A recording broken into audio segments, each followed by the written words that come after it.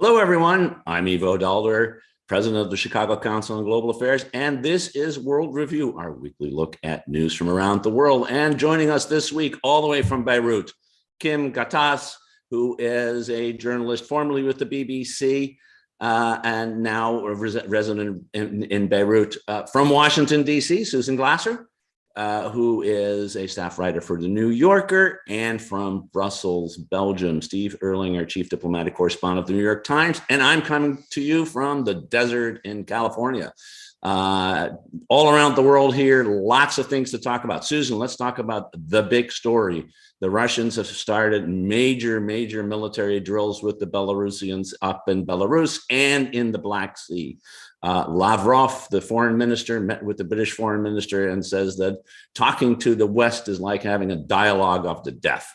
And the mute, he said, too. I think the dialogue of the deaf is better. It just rings better.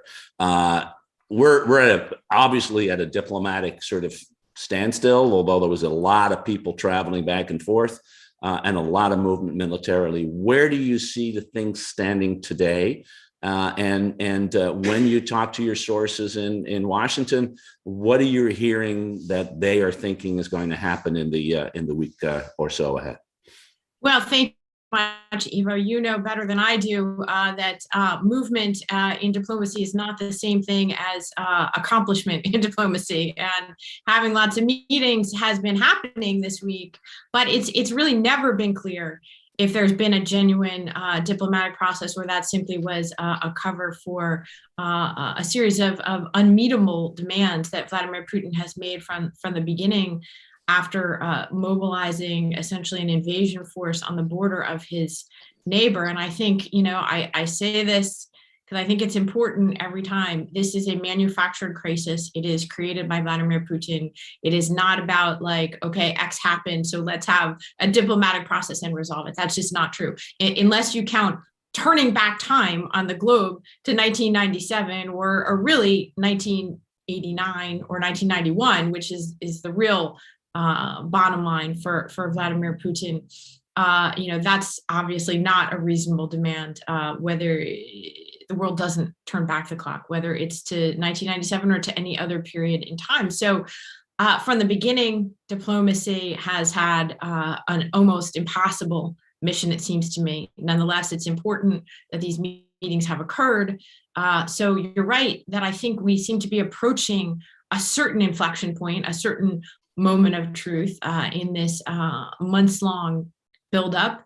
And what I'm hearing here in Washington is an increasing level of alarm. Washington, from the beginning, in the last couple of months, has taken a very interesting course, it seems to me, of putting out almost in real time intelligence and military warnings, perhaps to avoid what I might call the Afghan syndrome that this new Biden foreign policy team faces, which is they were wrong and pretty embarrassingly and disastrously so in their first major foreign policy crisis. They did not heed warnings of the imminent collapse of the government in Kabul. They thought they'd have more time than they did. They were wrong in what they said to the media and to the public. And so they seem to have really changed course and corrected for that. So today, the National Security Advisor coming out, and I assume he'll echo what Tony Blinken, the Secretary of State, said this morning, which is it could come at any time, a Russian invasion. And that includes over the next few days while the Olympics are still going on. It had been assumed, perhaps incorrectly, that Putin might want to wait and not overshadow the Olympics or embarrass recent host Xi Jinping. She was the very first leader that he agreed to meet with after 2 years of COVID isolation was Vladimir Putin. As everyone knows, they signed this kind of very alarming 5,300 word manifesto of, if not an outright alliance, certainly a major strategic alignment and partnership just last week. The Olympics will come to an end soon. The games, if that's what they are, the military exercises in Belarus are happening now. That military exercises in the Black Sea with the Russian Navy are happening now. Great level of alarm I'm hearing here in Washington. So You and I both heard a very smart military expert the other day saying, this was on Monday, that it could be a week and a half to 2 weeks until the full Russian force was in place, but it was almost there. Well, that was already almost a week ago. So I'm worried. I'm very worried. And from the beginning of this, I've been very dubious about whether there was a genuine diplomatic course, I have to say. Unfortunately, it feels to me like this is something that goes into the realm of the emotional for Vladimir Putin, and the denial of the legitimacy of Ukrainian statehood is a prerequisite for believing that you're justified in marching your troops over the line. A lot of here, Susan, to unpack. And Kim, maybe let me start with one thing that Susan noted that I think has been noteworthy. The administration has laid out its case, its intelligence case, very openly. Of course, not sharing sources and methods, which no administration does or can do, but it's really painted a very scary picture. And one of the criticisms I've heard of that is that maybe it's been too scary, in the sense that if Putin does anything less than a full-scale total invasion that captures all of, at least Kyiv, if not the whole country, then everybody's going to say, oh, it wasn't that bad, because remember, they could have done this. And that therefore the response may be a little less than what would have, by any measure, would be a major conflagration. This problem of warning on the one hand, but on the other hand, perhaps overestimating how much damage can be done, and in some ways talking yourself into paralysis because of that. Is that something that we should be worried about, that the administration should take care of? And maybe one reason why we're hearing slightly different things coming out of European and governments, and of course Ukraine, although they have a domestic political issue as well. How should we think about this, Kim? Yeah, it's a great question, and I think in Susan's the points that Susan made leads to some of the answers that we're looking for here as well. Because as she said, the sort of the disastrous way with which the Afghanistan withdrawal unfolded means that this administration wants to be seen as fully seized of the issue, not underestimating the danger, the problems, the potential invasion, the potential consequences, the consequences on energy prices, on its European allies. On the other hand, there is the possibility, as you say, Ivo, that they'll turn out to have been, the boy who cried wolf. Oh, it'll be a minor incursion, which is something that President Biden said, right? He used that expression and he got a lot of flack for it. And it was interesting then to hear some of the explanation for why he used a minor incursion, and what he said, what would happen then, how, this would lead to a discussion about what had to be done. And what he meant with that was, in fact, I think, precisely what you just alluded to, that if it doesn't end up being a full-scale invasion, then what do? And then you are going to have discussions with your European allies. Well, does this warrant sanctions, or does this warrant military pushback, or what should we do? So I think the Biden administration may be trying to sort of walk the fine line of making clear that it is taking this very seriously, while also signaling that it realizes that it could be something much less than a full-scale invasion, and preparing itself to act against whatever those actions are, including cyber warfare.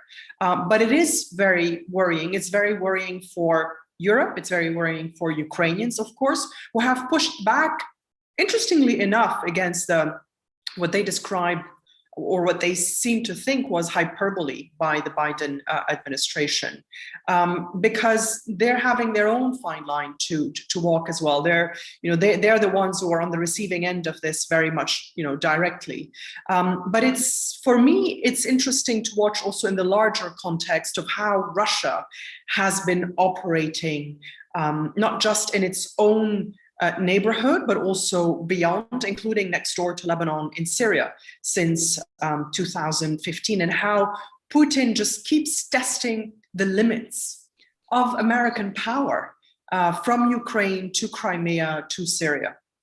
Yeah, I think that's a very important point we I think we're so focused on Ukraine and to some extent the European security order that Susan talked about. There's also this third dimension, which Susan also mentioned, with this challenge to the American order that they're now doing together.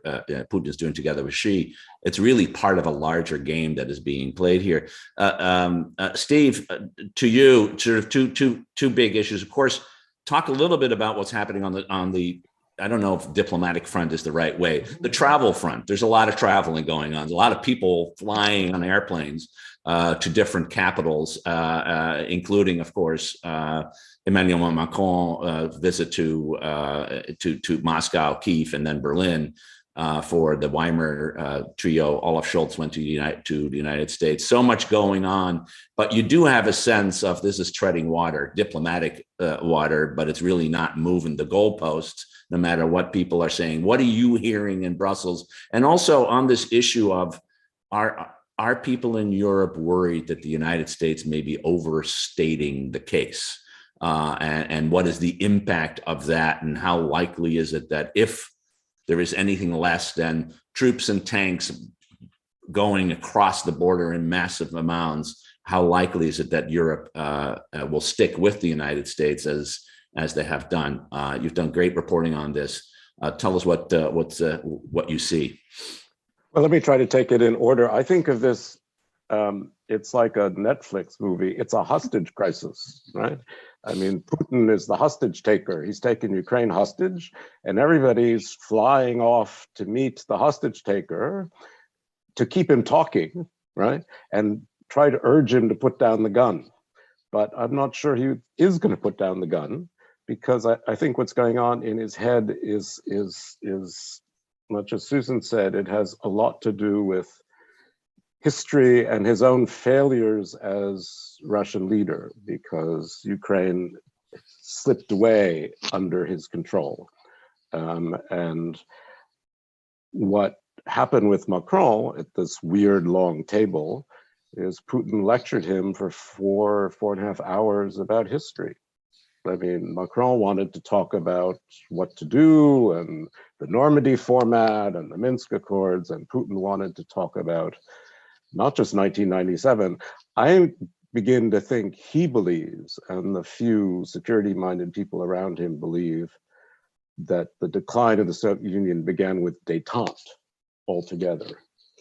And that this is, in the end, if he does this in Ukraine in almost any fashion, this is a break with Europe. It's a break with this notion that Russia will be a cooperative, integrated member of some kind of broader European home, as Gorbachev used to call it, our European home. Well, I'm not sure that's where we are anymore.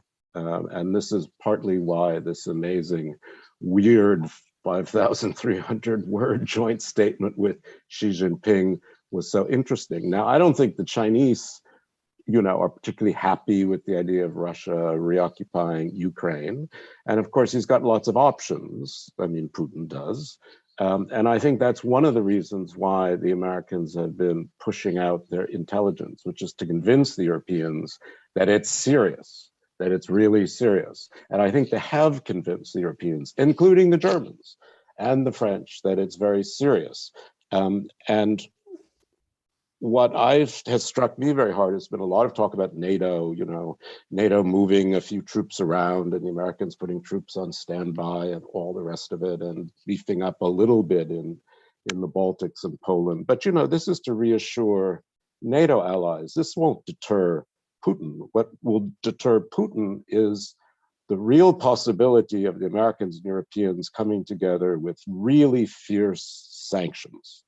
And of course, part of the reason the Americans need the Europeans is they're the ones that will provide the most pain to Russia, but also will accept the most pain on themselves by these sanctions, because the interdependence of the Russian and European economies, particularly on gas and oil, is really quite real. And Germany, for example, is Russia's second largest trading partner. So there are real costs at stake. So part of what I think the Americans were doing is And they're talking every day to the commission and working on thousands of items of things that can be sanctioned every day. So I think part of this negotiation has been giving time to the Europeans to get their act better together, giving time to the new German three-headed government to get its act together, giving time to Macron and others to kind of run around. But of course, it also gives Russia plenty of time to build up its forces to a point where, as everyone now says, they are capable of a very serious blitzkrieg on Kiev, if that's what they want, particularly from Belarus. It was the movement of all these troops to Belarus that really shook everybody in the West, and I think changed the sense that things were really going to happen. So, the problem is, I keep saying, on the diplomatic side, I mean, what Russia wants, NATO can't give it, and what NATO's offering, Russia doesn't really want. So, we're kind of treading water a bit. Putin will have to decide. He has some stark choices in front of him. Laurie Friedman, who we both know and respect, thinks it may just fade out. Who knows? Rationally, you could argue that Putin's already succeeded in getting attention and getting real issues talked about, but I'm not sure that's what he really cares about. I don't know. Nobody knows. Nobody knows. That's that's part of the problem. And I do, I was very interested in reading about Macron's meeting with Putin, where apparently they came away thinking that he's engaged in a revisionism in history, but also living in a bunker. And recall a good friend of all of us, Carl Bildt, not that long ago, he said, COVID was the worst thing. It's all about COVID because of COVID, Putin has been isolated now for 2 years. And all he's been doing is reading bad Russian history. And I think I take that as true. And in a larger sense, I don't even think, Steve, it's about détente. I think it's about 1945.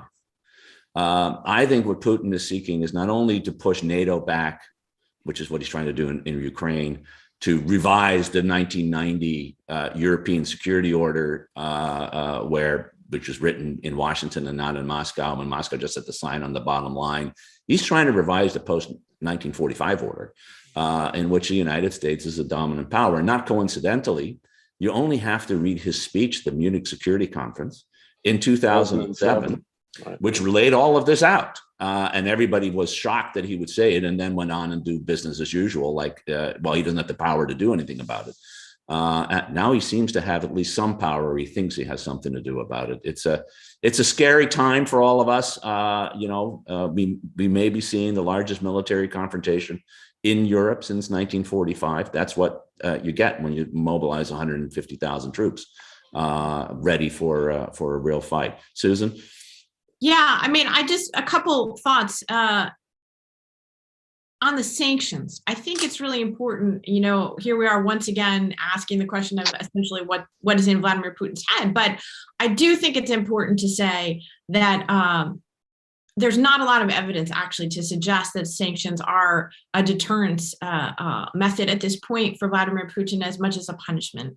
And I do think they would be a punishment. I do think there's been kind of like too much made of the air between Germany and other Europeans and the United States, in the sense that clearly I think it's been reaffirmed quite explicitly this week that Nord Stream 2 is dead, that they're fighting it away over tactics and positioning in terms of when they use what Jake Sullivan called this piece of leverage. His view is do it afterwards. Others' view is do it before. So I actually think that, it's significant, but I don't believe that it is a changing the calculus for Vladimir Putin. Quite the opposite. I believe that it is absolutely baked in to his understanding of what the consequences are.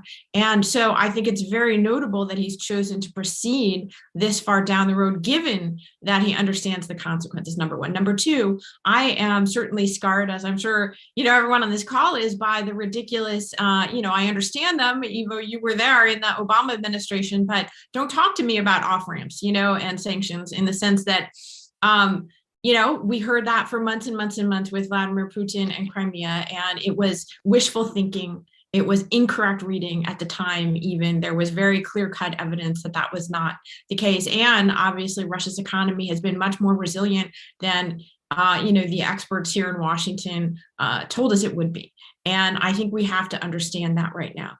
I was very interested, as you and Steve pointed out, this readout from the Macron meeting with Putin and sort of 5 hours of patronizing lectures about history, and Macron's advisors, giving the self-serving spin like, oh, it's so different than when we met with Putin before. Because to me, I was really, I listened actually to, parts of his press conference in Russian. My Russian's still good enough to listen to, Vladimir Putin. For some reason, he's very intelligible to those of us who spend time, listening to kind of political military discussions, maybe less so when he starts swearing, which he does do. But to me, that was so resonant of the Vladimir Putin I saw at the very beginning of his time in the Kremlin. And, I was in the first group of Western correspondents that interviewed Vladimir Putin in the spring of 2001, right after his famous looking into the Seoul meeting with George W. Bush. But what's interesting is that this Vladimir Putin was all grievance at the meeting with the French correspondents. And in 2001, that was actually just snippets of it you would see, largely when he was challenged about Chechnya and human rights and, sort of his decisions. He was an insecure, unlikely new president of Russia. So mostly he was, still kind of the good student KGB officer who memorized his briefing book. But, when I asked him, and when others, a famous incident not long after that, when a French reporter asked him back then about Chechnya and human rights, and Putin basically threatened in very crude terms, suggested that not only, he get a circumcision, but that actually, he should be castrated while doing so. And so I thought that it very much was an element of Vladimir Putin that we've seen throughout his tenure, mostly when he's defensive, feeling challenged, and contemplating military action. So that actually increased rather than decreased my alarm, number one. Number two, I would just point out that what really also scared me is that repeatedly Putin brought up Russia's status as a nuclear armed power and Yaderny, Vlast. And this is scary stuff because obviously it speaks to status and, sort of his effort to prove Russia's kind of manhood in the world. But again, these questions weren't about nuclear strategy. We're not talking about a nuclear conflict, hopefully with Ukraine and, troops in Belarus. So I found that to be highly alarming. I for those who haven't yet seen or read, but actually you got to see it because it's the press conference. It was quite remarkable. I think, Susan, the only thing missing was a bare-chested Putin. Frankly, it would have been even more appropriate. Anyway, let's move on. It's not like this is the only problem area in the world, and Kim, you live in one. Both Lebanon, which we've talked about last time we had you on World Review, but your immediate neighbors back in Syria and Iraq, all of a sudden we're starting to, we in Washington and the United States and other parts of the world said, oh my God, that still exists, when there was this raid against the ISIS leader. But a lot is happening in Syria and Iraq at the same time, and sort of bring us up to date about where we are and what we need to know in order to understand how even that this part of the world can also come back to haunt us, just as any other part. History plays tricks with everyone. Tim? Yeah, well, history is certainly very much alive. I'll say first on Russia. Because it is connected to events in Syria. I think the point that Stephen was making and Susan about Putin's grievances and, being scarred by, the Obama administration's thinking vis-a-vis Russia and the fact, is there an off-ramp or not? I think very often the mistake that is made by Washington policymakers is to think that their counterparts, whether it's Xi Jinping or Vladimir Putin or Bashar al-Assad or the Iranians, have the same kind of rationale about what it is they're trying to achieve and what success looks like. And that you can come to a win-win situation where your interests overlap. And I think that what Washington misses sometimes is the changes in personality. Yes, you could have that kind of conversation with somebody like Gorbachev, but clearly not with Putin. And yet American officials continue to try to find that way forward. I'm not saying, therefore, that they should look for confrontation constantly, but I think Washington needs to up its game when it deals with officials like, counterparts like Putin or Xi Jinping, and how they view the world, and try to walk a mile in their shoe to understand what are the risks that they're willing to take and what are the consequences they're willing to deal with. Like Susan just said, Vladimir Putin may be more than fine with the punishment that is going to come, the sanctions that are going to come. It's a price worth paying. That's the key factor that sometimes Western leaders don't get about leaders in countries like Russia or the Middle East, that the price to pay is sometimes worth it for this extra bit of power or this extra sphere of influence. And so when it comes to Syria, where Bashar al-Assad still rules, but rules over a pile of rubble, Bashar al-Assad feels victorious. He has survived an onslaught, and he has done that with the help of the Russians and with the help of the Iranians. And his country is a wreck, but he's sitting on top of it. And for him, that looks like victory. And you're absolutely right, Ivo, that there's still a lot that can come and haunt the US. Proof is in that raid that took place last week in northwest Syria, a pre-dawn raid by American forces that killed the leader of ISIS, Abu Ibrahim al-Hashimi al-Qurayshi. He detonated himself and killed 12 people during that raid. And that is a reminder that the threat of ISIS is still there. But I also would like to say that for people in the Middle East, the threat of ISIS is kind of faded from the headlines, from the day-to-day concerns. There's so much that is going on. And some of it, if I may be so, positive, is to point out that some of it is progress. The region is not sliding back into war, is not on the cusp of another conflict for now. Famous last words, please.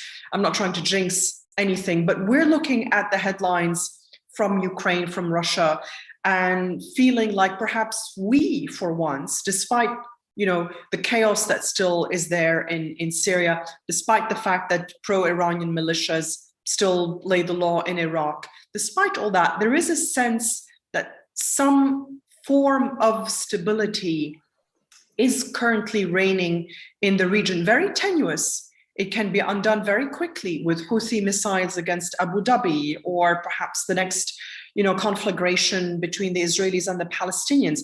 But there are intense efforts underway across the region by Arab countries, the UAE especially, the Saudis, but also the Egyptians and the Jordanians, to try to find a way towards stabilization, to depressurize the region, to help counterbalance the threat that Iran poses without it turning into a military confrontation between Iran and the US, or Iran and Israel. So there's a lot there to unpack in this region as well. But for once, I'm actually seeing positive trend lines. Kim, that's very, very interesting and smart, and we won't hold you to it if it turns out that history gallops in front of you.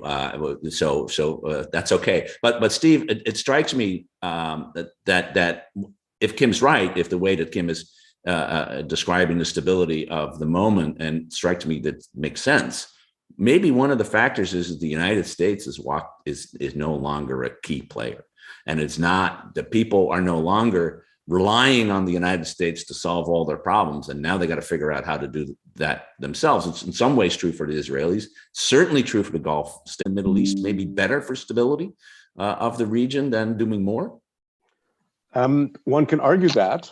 When I ever think of Bashar al-Assad, I think of Ozymandias, overlooking the desert that he's ruined, like this graveyard. But by pulling out, we've stopped telling people how to live and how to govern themselves. I think that's part of it. And maybe that's realism. But what you have in Egypt, for instance, you have stability, but you have repression.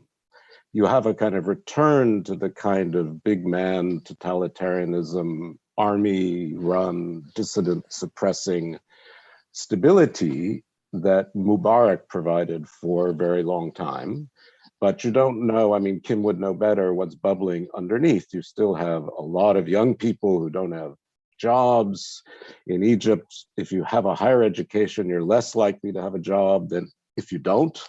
And you have this huge young population that, knows the West, wants a bit more. So it seems to me this may be a period of time. It's true. I mean, we're not preaching democracy at people.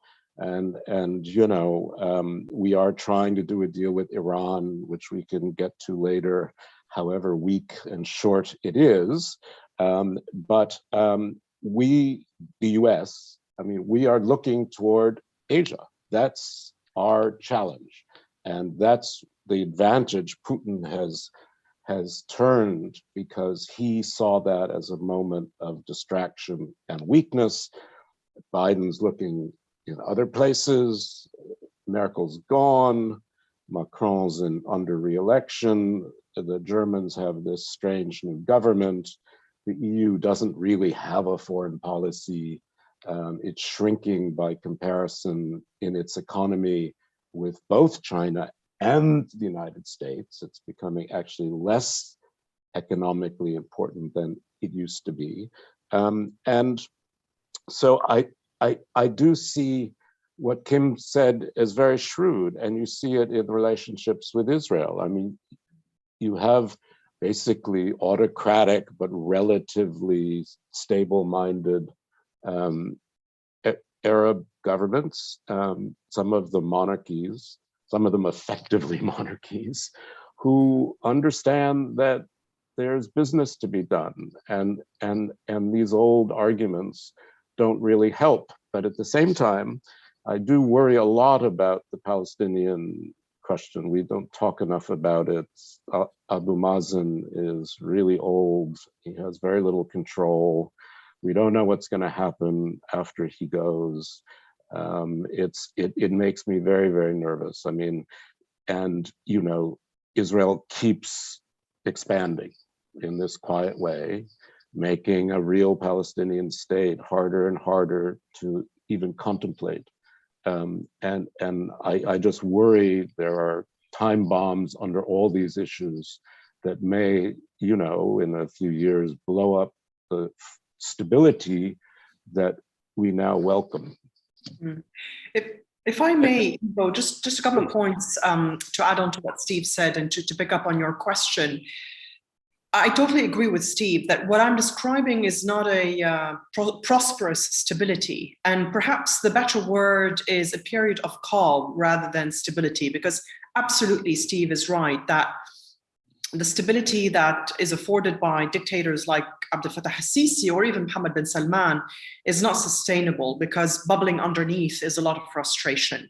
What I'm talking about is a region that stepped back from the brink, where it looked like we were on the verge of war everywhere, from Lebanon to Syria to Iraq to possible confrontation between Israel and Iran. Even there was talk about this fear about that. These conflicts are still ongoing in Yemen and in Syria and in Iraq, and Lebanon is still in dire straits. But there's an attempt to depressurize the region. But I would disagree with the argument in your question. I think that actually the US is very involved with aggressive diplomacy in trying to make all these players come together. And the US being less involved in the Middle East militarily is the right way forward, but it needs to remain involved diplomatically, which is what I see them doing, and pushing their partners whether the Jordanians or the Emiratis, to do certain things in concert with the US and in some cases in concert with Israel to try to have more interaction between all these different countries that have most often been at each other's throats. So I actually see a lot of American diplomatic involvement to try to move some of these pieces of the puzzle in the region, in parallel, of course, with the nuclear talks with Iran. I think that's a really good observation, because it's the demilitarization and the end of preaching that maybe is a step back, but certainly the global power remains very much engaged. So I think that's a very apt thing. Susan, I'll give you 1 minute, and then I want to jump up to Iran to end the conversation. But love to see how do you think Washington is approaching the region, and is it contributing to the calmness, I think that's the right word, as opposed to stability that we're seeing today? And is there a way to diffuse these time bombs that Steve talked about before they go off? Well, I'm mostly interested in the Iran conversation that we'll have now on the nuclear deal, but just a quick observation. After 4 years of Trump's sort of intensive engagement, both, sort of doubling down on the U.S. relationship with Saudi Arabia and the fraught dealings with MBS, and also, with Israel, and being seen as such in effect, a partisan actor in the region. I don't know how much Biden's relative lack of engagement is by design, or just, the rest of the world is on fire. The pivot to Asia, how's that working out? We've now talking about an invasion and a war in Europe. And so, there's a bandwidth issue, even if they weren't hoping to sort of move away from the region. A final note, I don't think it's gotten enough attention. And we'll talk about part of the consequences of Trump's foreign policy on Iran. But more broadly, especially to Steve's point about Israel and Palestine, I think it's very important to note that Trump really did change in some significant way the U.S. kind of perception and footprint in the region, and changed what was possible. Both obviously is willing to outrage and do things that others weren't, but also by becoming so nakedly in the corner of Israel. And that's why I do find that not enough attention has been paid to Trump's final falling out with Netanyahu. It shows, if nothing else, if you lock two scorpions in a bottle, eventually, they'll sting each other. But, it is actually quite interesting that even Trump, really couldn't take Bibi in the end. And, what did they fall out over? Of course, credit and, public, speaking, and Netanyahu flying to the U.S. and to announce the Abraham Accords, and Trump being mad that he took too much airtime at his own White House. But I think that is a very interesting reminder of the perils of even intensive engagement. And I think the Biden team just frankly doesn't want to, or isn't able to do some of the things that they'd like to do. Details on the Trump-Bibi relationship forthcoming, and Glasser-Baker view on Trump. I know you both are spending a lot of time finishing up the book, which everyone is looking forward with great anticipation. Certainly, I am. Steve, a few minutes, and it's not, and we're not doing justice to the complicated 8th round of negotiations between the United States and Iran, which are ongoing. Talk about diplomacy and treading water. We are back in Vienna. Everybody's talking about it. There may be a deal, or there may not be a deal. It looks like we're getting to the very end of the process, and either this breaks down or something gets signed. And so, where do you think we are today? And what would that something be if it in fact gets signed? We've summarized it pretty well. I mean, I have to say, I think by the end of February, we'll know one way or another. I mean, just because it's enough. And then we may have other things to think about, like Ukraine. But I think personally, the Biden people missed a real window of opportunity before the Iranian elections, before the election of Raisi, when the Europeans pushed them to give gestures to Iran, lift some non-nuclear sanctions just as a gesture of goodwill. They didn't do it. And I think they lost a lot of time.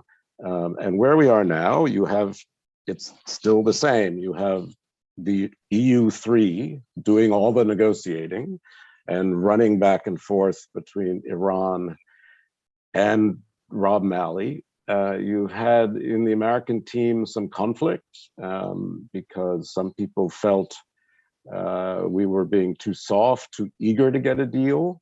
But I think the feeling now is the hopes the Biden people had for a follow-on deal that would be, as they said, longer and stronger, those seem to have disappeared. And even the value of a restored JCPOA is less now than it would have been 18 months ago. So I still expect there'll be some kind of deal.